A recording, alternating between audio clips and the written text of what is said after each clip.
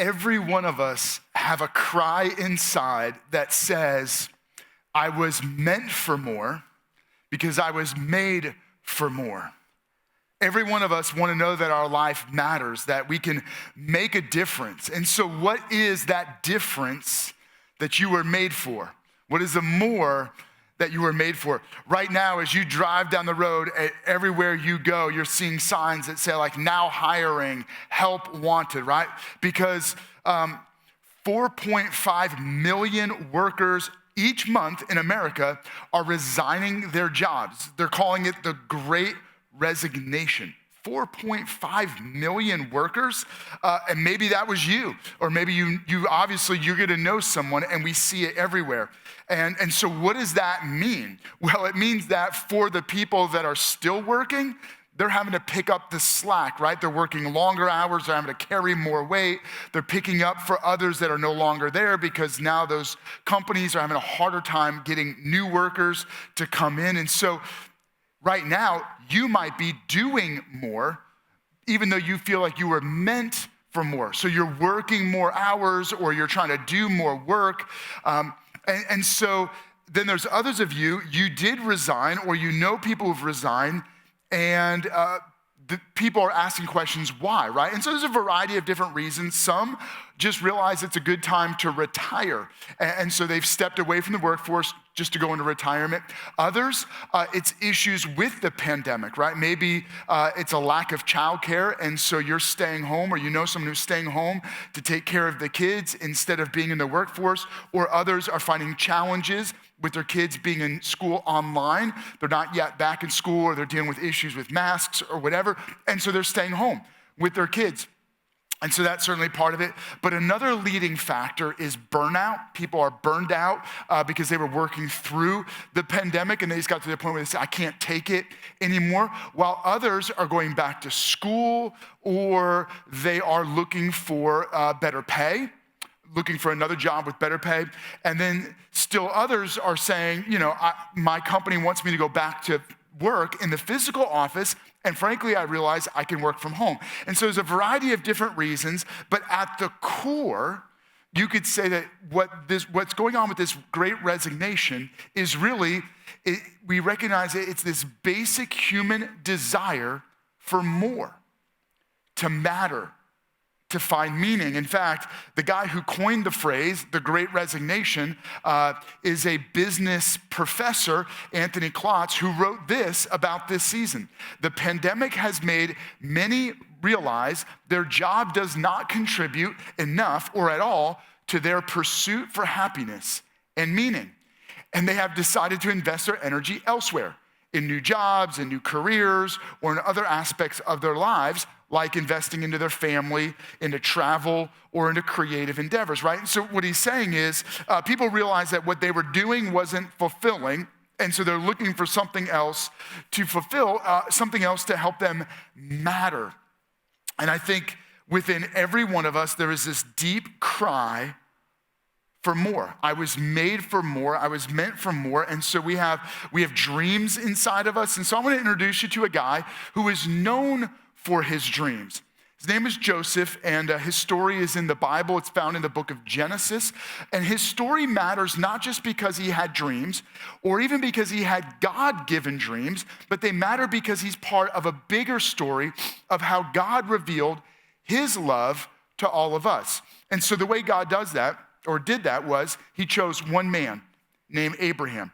And through Abraham, God was going to raise up a nation. And through that nation, God was going to send his son to rescue the world. So if you go back, God reveals himself to Abraham, and then Abraham has a son, Isaac. Isaac has a son, Jacob. Jacob has 12 sons. One of those 12 sons is a young man named Joseph. And we're going to read a little bit about his story right now in Genesis chapter 37. Here we go. Joseph, a young man of 17, was tending the flocks of his brothers, the sons of Bilhah and the sons of Zilpah, his father's wives, and he brought their father a bad report about them. So here we are. We're introduced to Joseph, who is number 11 of 12 sons. He's actually from number 2 wife of the 4 wives that his dad Jacob has. So already you can kind of see some really messy family dysfunction. I mean, this isn't exactly the way we live with our nuclear families, but it's not just that he's number 11 of 12. He is a farm hand, and he's overlooked, and he's not well liked. Because he goes and he tells on his brothers, and I have brothers, you go telling on us and we want to beat you up, right? And so his brothers are not happy with him. And in the middle of this ordinary, so here's this really ordinary guy, almost overlooked. You could even discard Joseph.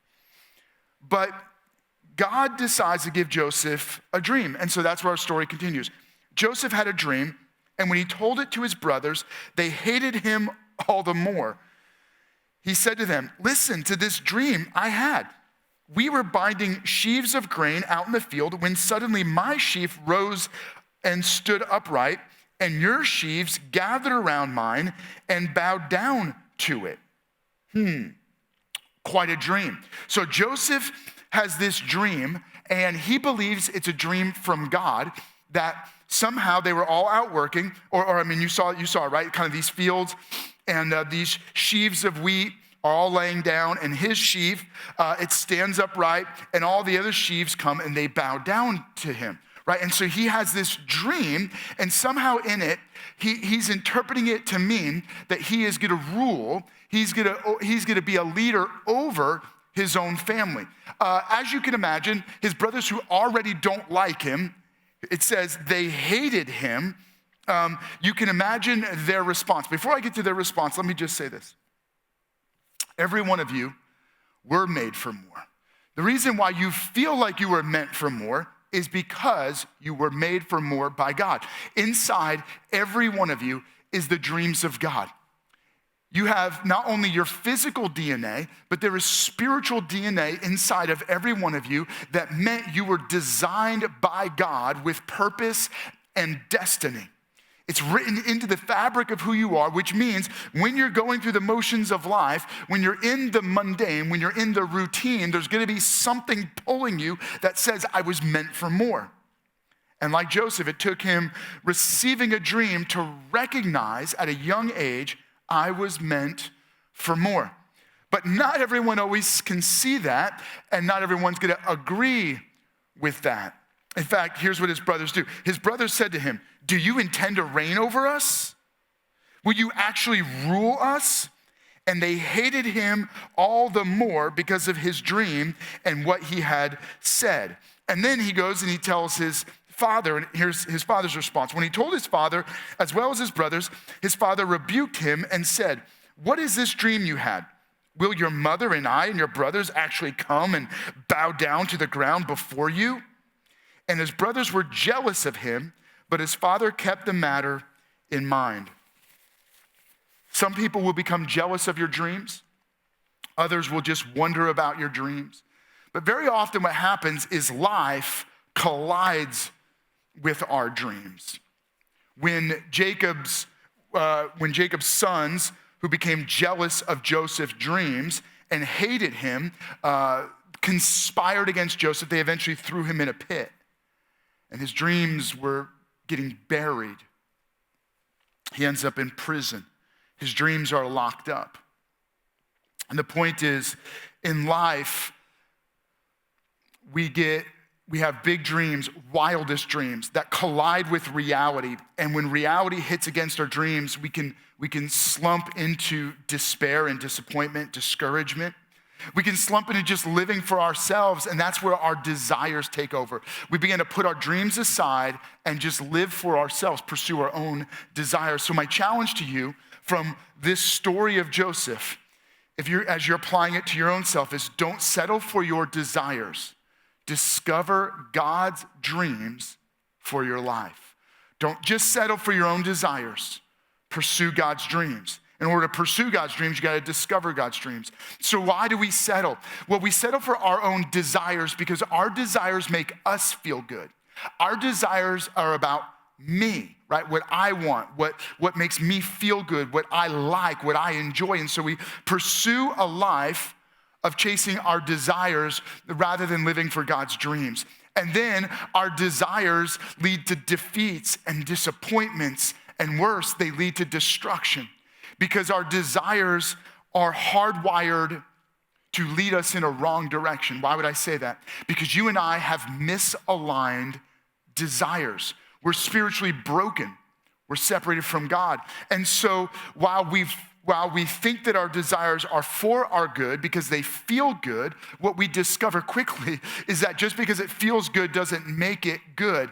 And so we pursue desires that are corrupted, they're misaligned, and because they're fractured as a spiritual crisis from the result of sin. Sin corrupts us and it corrupts our desires and it leads us toward what feels good, which is not good for us. It wrecks us, it destroys us, it leads to defeats, not just defeat, but forever death, far from God. But God, right? What's amazing about this story is that it's not just Joseph and his dreams, what we find out is that Joseph is on a journey to eventually rule. But the purpose of him ruling is not for him to have his family bow down to him, but God is going to use Joseph to rescue nations and save his family from a famine and starvation. In the story, it really points to Jesus as better than Joseph. Jesus is the brother that others hated. Others rejected, others turned their back on. And just like Joseph's brothers threw him in a pit, Jesus was thrown down to his death. Jesus is crucified for us, right? Jesus gives his life to save us. Joseph would save a nation from famine and nations from famine. He would save his family from starvation. Jesus came to give his life to save the world from sin. So Jesus dies on the cross. He gives his life to rescue us from sin because he bore our shame, he bore our guilt, our eternal death sentence. But Jesus rose from the dead, and in his resurrection, he is victorious over sin, right? Over those misaligned desires that lead to our destruction. He frees us from that destructive force of sin. He gives us new and forever life so that through faith in Jesus, we are forgiven and given life, right? Because God desires life for you. And so right now, before I even talk about how to live your wildest dreams and how you were made for more and how you can live that out, I just want to invite you. The only way you begin to live the more that God made you for is through faith in Jesus. So the first step and the key step is saying yes to Jesus. And if you're making that commitment right now, would you let us know? Text the name Jesus to 81411. You're online with us, which means you can also leave a comment in the comment section. It said, I said yes to Jesus, right? We want to follow up with you. We want to encourage you. When you send us that text, Jesus to 81411, we're going to send you some resources to encourage you as you begin this new journey of life through faith in God. Because God's desire for you is to love you, to forgive you, to give you new life and forever life. And as you begin to live this new life and this forever life, you discover, like Joseph, that God has dreams for your life. This isn't about you pursuing your desires. This is about you discovering and uncovering the dreams of God, right? Because life has a way of covering over the destiny of God, has a way of covering over dreams that God has planted in us. So the key is, the first thing we have to do is discover God's dreams for our destiny. The first step that you can learn from Joseph is to discover God's dreams for your destiny. And really it comes out of, it's this very simple statement. God has a dream for your life, and that gives you destiny. God's dreams, your destiny. For every single one of you, regardless of whether you're like Joseph, living in the mundane, living in the ordinary, overlooked, maybe even hated or disliked, your life is not an accident. You were designed by God. You've been placed by God in the specific spot you're in today. He knows where you're at. He loves you. He is for you. He has destined you to be where you're at, and he has destiny for your life. God, imagine that. God is dreaming for you. God has a dream for your life. God had a dream for Joseph's life, and so he planted this dream inside of Joseph, and that dream became Joseph's destiny, his future, where he was headed. And that gives our life meaning and significance and substance. God has value. God sees value in you. He loves you. God is for you. And he has planted a dream inside of you. And that dream gives you destiny. So what do? How do you begin to live that out? Well, you pursue God. And as you pursue God and you say, God, what is it that I'm supposed to do? Well, let me kind of bring you to next steps as you begin to uncover that. The first thing I want you to know is that God has a dream for your life, and that dream is your destiny. So what's the next step? God's dream for your destiny gives you potential. The potential in your life, your gifts, your talents, your intellect, your education, your future, the things that you can do are directly tied to God's dream for your destiny. Here's the thing. Joseph's potential, he had the potential to rule. He had the potential to govern over a nation. What you find out in Joseph's story is that God raises him up to be second in command over the entire nation of Egypt, which was a world power at that time, directly under Pharaoh. That was his potential. But all he was just a farm boy working under his brothers, hated by his family. God's dream, Joseph's destiny, is his potential. Here's the thing. Inside of you is incredible untapped potential, and it's directly tied to God's dreams to unleash your destiny. So that potential, how do you know where that potential is at? Well, there's two things about Joseph where you begin to discover his potential, right? He had the potential to govern and rule, which means there was a problem he was created to solve. His potential was to solve a problem. The problem was going to be that there was a lack of leadership in knowing how to solve the famine that was coming to the nation and the region, right? So God had to raise up Joseph with the potential to govern, which means if that was his calling, if that was his destiny, and the potential was to govern, then God had to put him in places regularly where he had to learn how to lead and govern. Here's the thing. Many of the problems that you're facing in your life are pulling your potential out of you. Problems pull potential. That's right. So right now, you're frustrated with the problem in front of you, not realizing that it's mining out your potential. It's helping draw out of you your destiny. So stop cursing the challenges and the problems you're facing. They may be the very thing that's pulling the potential in your life out of you so that you can begin to live God's destiny, God's dreams for your destiny. So you got to embrace the challenges and the difficulties that you're facing so that it pulls out of you and develops you and helps you become the person God's called and created you to be to live those dreams. And as you begin to do that and you begin to respond to that, you have to be willing to grow and develop that potential, right? Joseph wasn't just born with the capacity to govern. The dream to govern, the destiny to govern, the potential to govern, but that potential required development.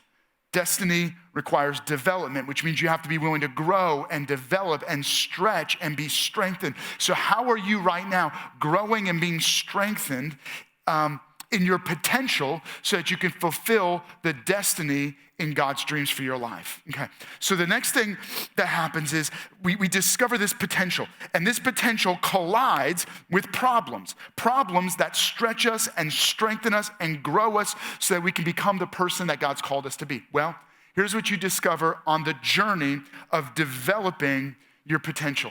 That God's promise is your purpose. Here it is.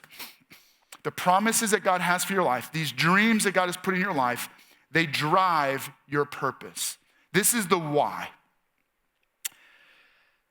I know for me personally, as a young man, I was actually probably right around the age Joseph was, 17 years old, when I felt God speak to my heart. And leading up to that moment, I had been struggling with my why in life. God, what am I supposed to do with my life?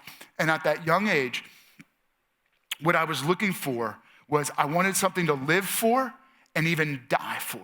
I wanted to know that my life mattered. I was searching for that I was meant for more. And I don't want to just survive. I don't want to just go through the motions. I don't even want to just live the American dream. I want more.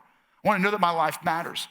And what I discovered in that place was I felt God put a dream in my heart, a calling in my heart, that God wanted to use me for his purposes. And in every one of you, God is giving you a promise, a dream. And that dream, those promises, become your purpose. What I mean is this: discover your purpose in pursuing God's promises for your life. What are the promises of God for your life? It's that God gives you value, he gives you significance, and he's put gifts, talents, and abilities inside of you. He's given you resources, whether that's education or finances or skills, and he wants to work through what he's given you to accomplish something through you. And every one of us, God's purpose for our life, right? This promise that he's given us is tied to a life that is not about us, right? Joseph had this dream, and he could have easily interpreted it to mean that his brothers would bow down to him and he would rule over them. And that's why they hated him. But what they didn't realize, and what Joseph didn't realize, it was not to rule over them, but to serve them. It was to use what God had given him, not to rule as a governor to abuse, but to use that power to serve and lift up. Every one of you have been created by God. The more is to serve, is to use the gifts, the talents, the potential that God has put in you to drive us into our purpose, and our purpose is to serve others. Let me be very clear with you. Every one of you have a place to live out your purpose in the church. The church is the family of God and the place where God has called us into community to love him, to worship him, and to serve others. Within Lifehouse, we exist to know God, to find family, and to make a difference. This is the best place for you to discover that more, to make a difference. And so this week, we want to encourage every one of you to find your place, to join a dream team, to find a place to serve. That's right. Even if you regularly join us online, we have dream teams that serve online. You can get involved in our online communities. You can get involved in serving online. Some of the work that we do is done entirely online. You can pray for people. You can care for people online. I want you to join a team and get involved even in our online, or specifically in our online communities. There's also ways you can serve in your neighborhoods, ways you can serve in your city. The point is, the promises of God for your life are your purpose. And your purpose is to serve God by serving others, which leads to a final key point, which I want to make sure I don't miss. God's promise gives you passion. It gives you, God's dreams leads to your destiny, which gives you a drive. This is what gets you out of bed in the morning, right? Like, the reason why people are in this great resignation is people don't have a reason to get out of bed and have a want to. And what I'm praying for every one of you is that God gives you a want to, and his promise, when it gets in your heart, and that becomes a dream from God that drives your destiny, right? It gives you passion. I know for me, when God began to give me a focus in my calling for ministry, it gave me a want to. It gave me a have to. I've got to live this out. I've got to do the more that God created me for. And what I'm praying for you is that God stirs a passion inside of you, a fire inside of you. It says, I am not settling for less than God's best. I want the more that I was made for, and I'm gonna live that. And here's what I can tell you. The calling of God will not be accomplished in complacency and comfort. Right? So it's discomfort and it's the uncomfortable that stretches us and stirs the passion in us to begin to live for God and serve others selflessly. Here's what happened in Joseph's life. His brothers are saying this, here comes this dreamer, they said to each other. Come now, let's kill him and throw him into one of these cisterns and say that a ferocious animal devoured him. Then we'll see what comes of his dreams. In your life, there will be dream stealers and dream killers. There will be naysayers, and God will use those people in your life to strengthen that dream and stir that passion, because they're gonna come against you, and it kind of it gives you a deeper resolve. Now, part of our challenge is to not just avoid, but to not let those people steal or kill the dreams of God in our life. But as you begin to allow passion to stir in you and you begin to run after those dreams, the lesson we learn from Joseph is that God gives us dreams that are our destiny, that the dreams of God that give us destiny define and reveal our potential. And that potential in us has to grow and be stretched and strengthened. God's promise gives us purpose. And I want to focus on the purposes of God for my life. And that purpose will stir passion. What's stirring inside of you? What problem were you uniquely made to solve? What need within the church are you uniquely gifted to meet? How can you care for people? How can you serve others? Can I just challenge you a key takeaway? Get on a dream team. Within Lifehouse, you can make a difference. You can make a difference by serving. And what I know is this isn't just a sermon about telling you to serve. It's about the fact that every one of us in 2022, God has a wild dream for every one of our lives. And God wants to do more than our wildest dreams. He's created you for more. He's gifted you and designed you for more, and he's given you potential. So how are you gonna stretch that potential? How are you gonna discover that purpose and allow that to become a passion inside of you that you must live out? Get involved, start serving, find a place, get connected. We would love to have you join a dream team. In fact, you can text us, text the word, the words dream team, but put it as one word, dream team, to 81411, and you can find a way to get signed up for a team. We would love to have you get involved. Let me take a moment and just pray over you, because you can tell, I have this stirring inside of me, and my prayer for you is that every one of you would say yes to God. Yes to God's dreams for your life. Yes to those purposes, and yes to allowing God to stir this passion in your heart. Jesus, thank you. Thank you that you came to rescue us, not just to save a nation, but to save our lives. You gave your life to save us, and then you rose from the dead to give us victory over death. And so, God, we believe in you by faith, and we thank you. But God, thank you that you have not left us alone. You've not just left us to exist. You haven't just left us trying to pursue more on our own. You made us for more. You created us for more. And God, you've called us to your dreams, which is our destiny. So God, we wanna live those purposes for our life. So God, I pray that you'd stir a passion inside of every one of us, a holy discontentment that says, I don't wanna just stay where I'm at. I wanna run after God. I wanna do everything God's called me to. I wanna do everything God's created me for. I wanna live with the passion of God inside of me, and I wanna live for God, and I wanna serve God by serving others. We ask this now in Jesus' name. Amen.